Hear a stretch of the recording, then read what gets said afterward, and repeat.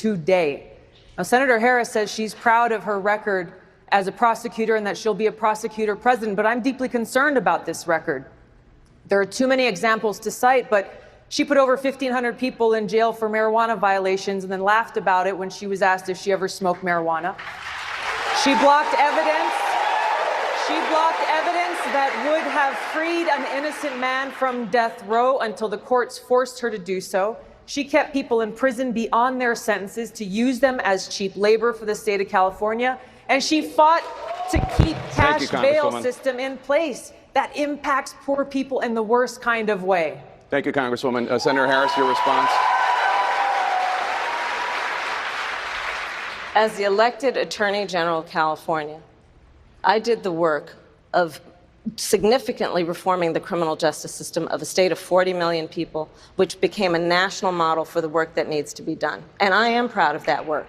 And I am proud of making a decision to not just give fancy speeches or be in a legislative body and give speeches on the floor, but actually doing the work of being in the position to use the power that I had to reform a system that is badly in need of reform. That is why we created initiatives that were about reentering former offenders and getting them counseling. It is why, and because I know that criminal justice system is so broken, that I am an advocate for what we need to do to not only decriminalize, but legalize marijuana in the United States. I want to bring Congresswoman Gabbard back in. Your response, The bottom line is, Senator Harris, when you were in a position to make a difference and an impact in these people's lives, you did not. And worse yet, in the case of those who were on death row, innocent people, you actually blocked evidence from being revealed that would have freed them until you were forced to do so. There is no excuse for that.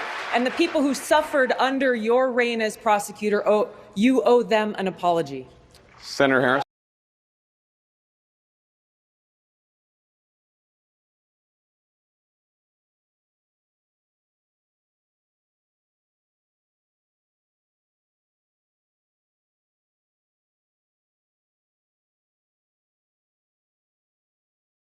So appreciate you giving us an hour of your time. I want to start by addressing the elephant in the room, sir. A lot of people did not think it was appropriate for you to be here today. You have pushed false claims about some of your rivals, from Nikki Haley to former President Barack Obama, saying that they were not born in the United States, which is not true. You have told 4 congresswomen of color who were American citizens to go back to where they came from. You have used words like animal and rabid to describe black district attorneys. You've attacked black journalists, calling them a loser, saying the questions that they ask are, quote, stupid and racist. You've had dinner with a white supremacist at your Mar-a-Lago resort. So my question, sir, now that you are asking black supporters to vote for you, why should black voters trust you after you have used language like that? Well, first of all, I don't think I've ever been asked a question in such a horrible manner. First question. You don't even say, hello, how are you? Are you with ABC? Because I think they're a fake news network, a terrible network. And I think it's disgraceful that I came here in good spirit. I love the black population of this country. I've done so much for the black population of this country.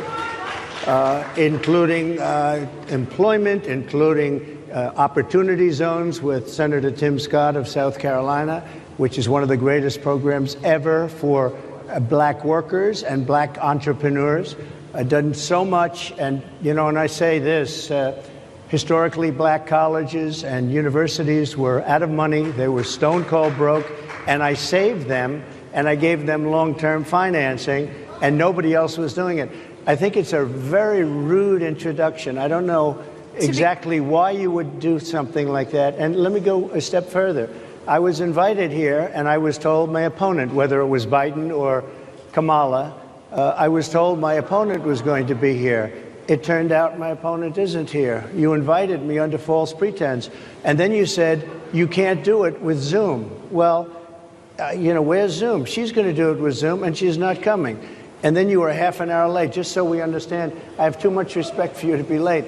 They couldn't get their equipment working or something was wrong. Mr. President, I would love if you can answer the question on your rhetoric and why you believe that black voters should trust you with another 4 years. I have been the best president.